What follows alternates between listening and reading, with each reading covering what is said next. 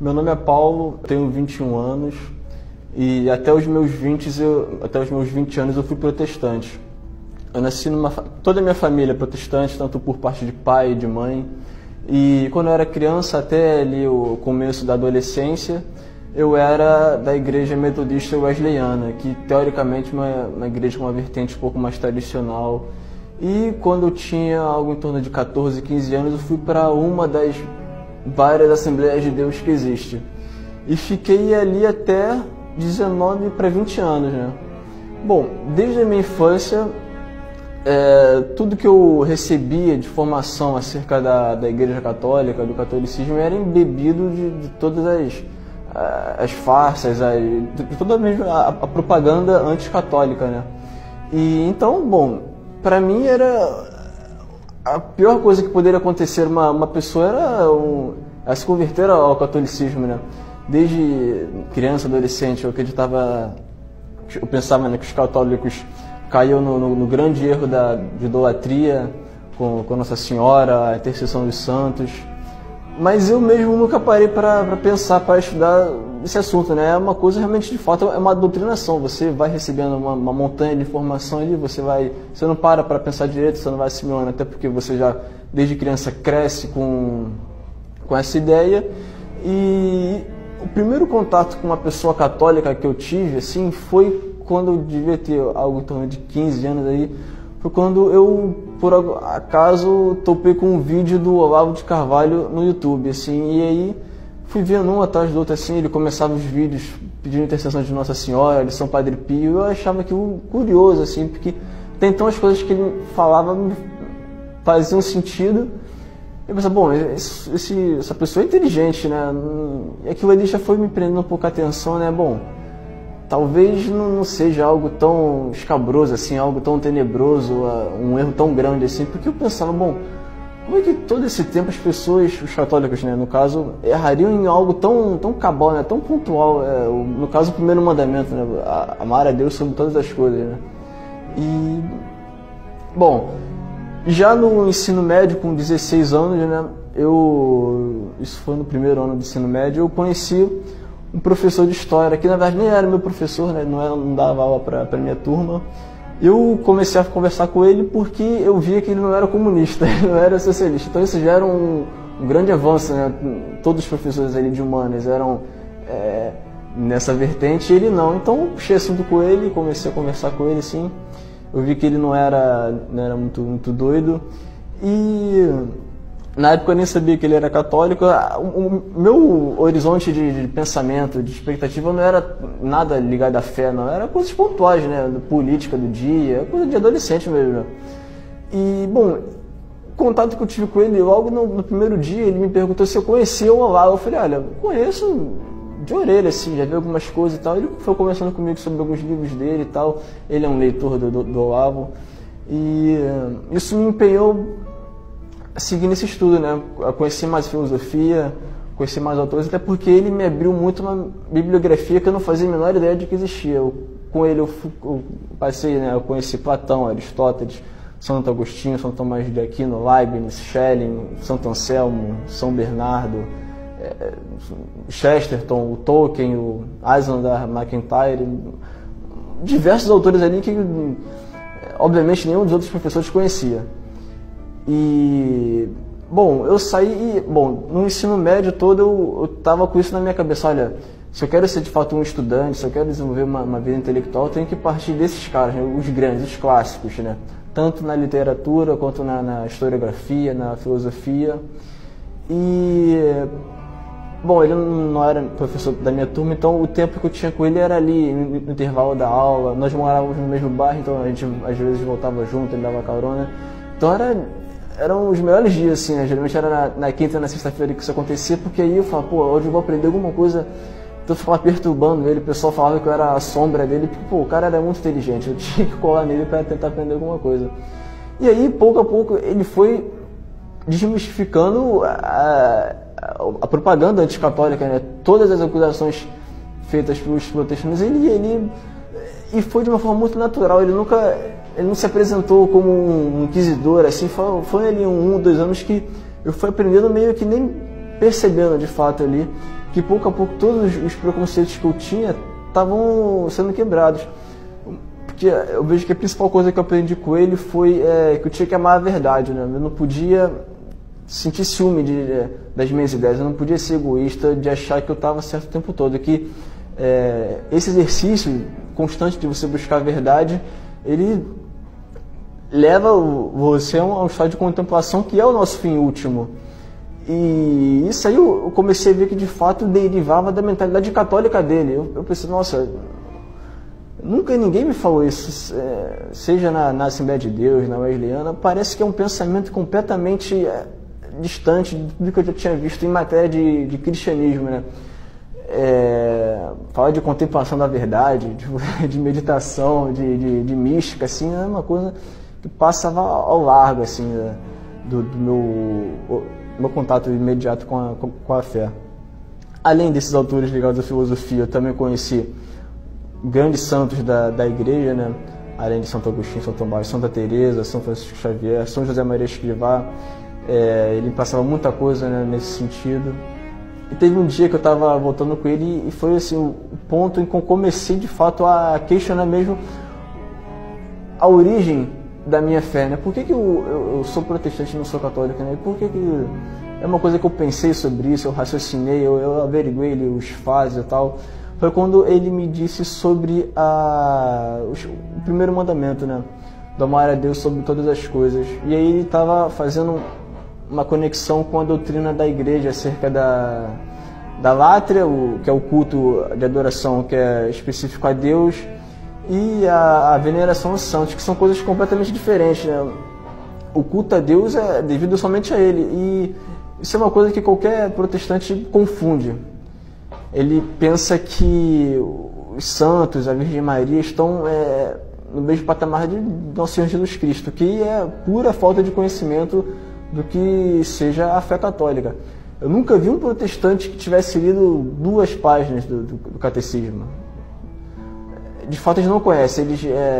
Você pensa que sabe sobre o catolicismo, mas você não tem a menor ideia do que seja, porque você nunca estudou sobre isso. Como eu falei, toda informação que vem para você é deturpada, é pura propaganda.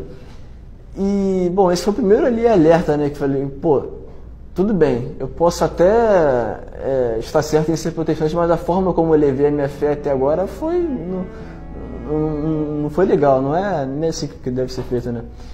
E, bom, quando eu saí do colégio, terminei o ensino médio, 18 anos, isso foi em 2016, assim, 18 para 19 anos, que eu comecei, de fato, a tentar buscar essas fontes que ele tinha me passado.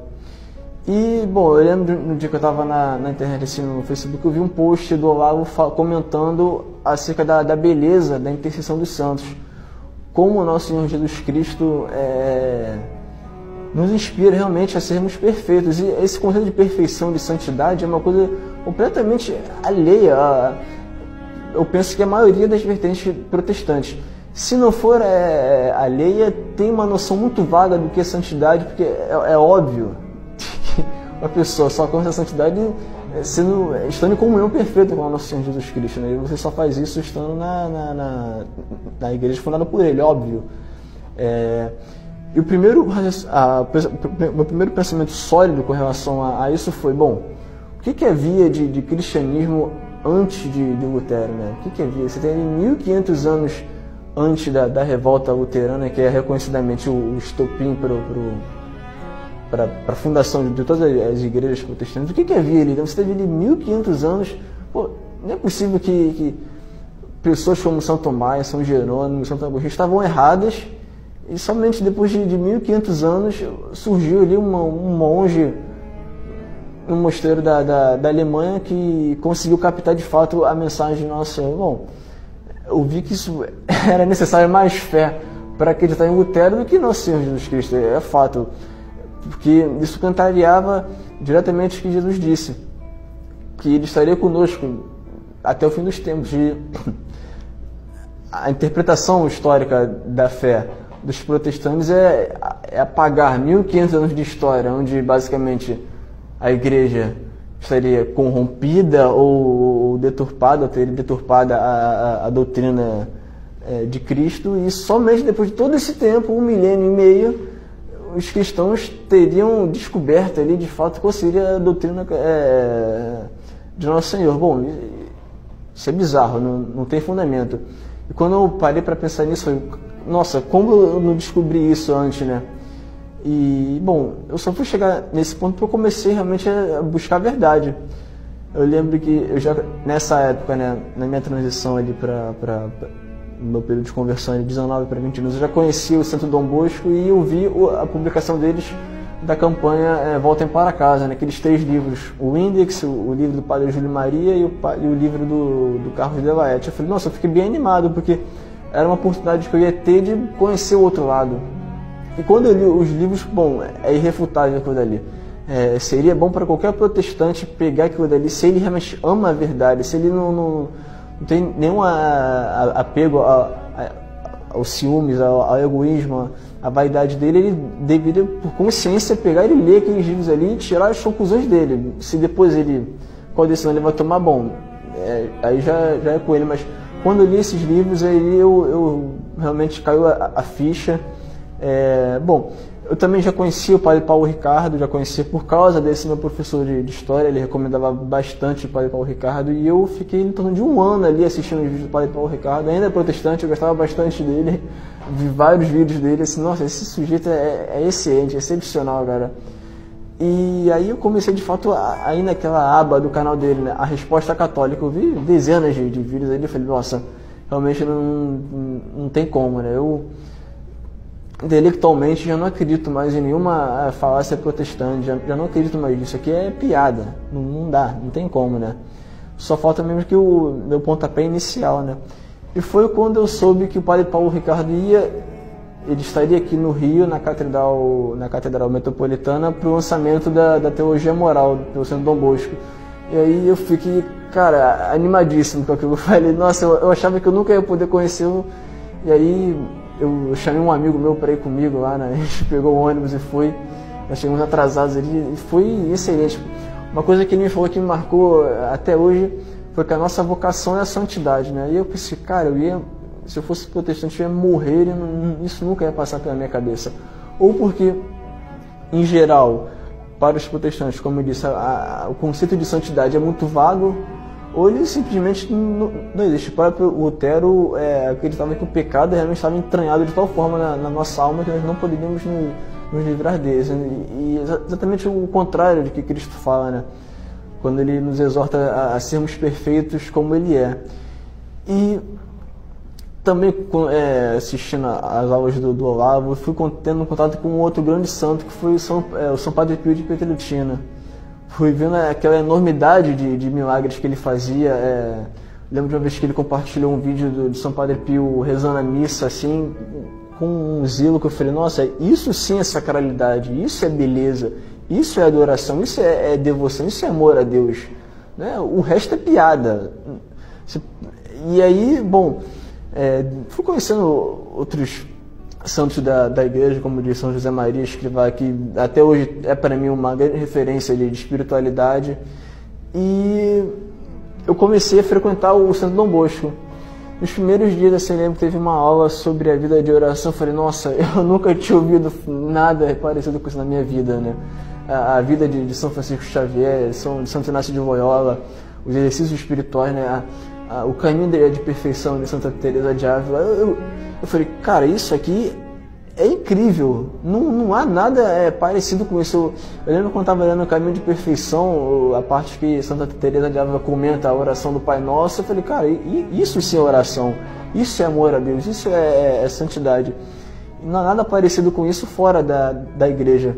Obviamente porque, de fato, a Igreja Católica Apostólica Romana é a igreja fundada por nosso Jesus Cristo. Historicamente, você tem que ser cego para não perceber a sucessão apostólica. Outra falácia protestante é de que a Igreja Católica teria sido fundada por Constantino, né? Bom, já havia 30 papas antes de São Silvestre, que foi o papa que batizou Constantino. A ligação de que Constantino teria fundado a Igreja Católica é mentira, é piada do ponto de vista histórico. Isso aí não existe. Você tinha ali uma quantidade já bem estabelecida de bispos, Bom, isso é piada. E aí você vai vendo todo o desenvolvimento histórico da igreja, bom, de fato a Igreja Católica é a igreja que foi fundada por Nosso Senhor. É a tradição que ele deixou, que ele concedeu aos apóstolos. Ele transformou Pedro em líder dos apóstolos, em chefe da igreja, e aí ele foi passando para São Lino, Cleto, Clemente. Bom, está ali. A tradição deixada por Nosso Senhor está ali. E qualquer coisa fora disso é heresia. Está fora, é apostasia, não tem conversa. Mas, bom, e racionalmente eu já tinha me convertido. Faltava meio que essa coragem de você romper. Bom, toda a minha família é protestante, né? Então, você fica ali com um pouco de receio, né? E, de fato, quando não sei, que eu tinha me convertido, foi como se eu tivesse detonado uma bomba atômica, né? Mas, enfim, já faz 1 ano e alguns meses que eu me converti. Acho que a minha vida mudou completamente, né? É uma outra percepção a busca pela santidade, essa constante noção de que você realmente é pobre, você é imundo, você depende todo o tempo de Nosso Senhor Jesus Cristo. Você depende da Eucaristia, você depende dos sacramentos, você depende da confissão. Isso se tornou palpável na minha vida. Bom, acho que em linhas gerais é isso.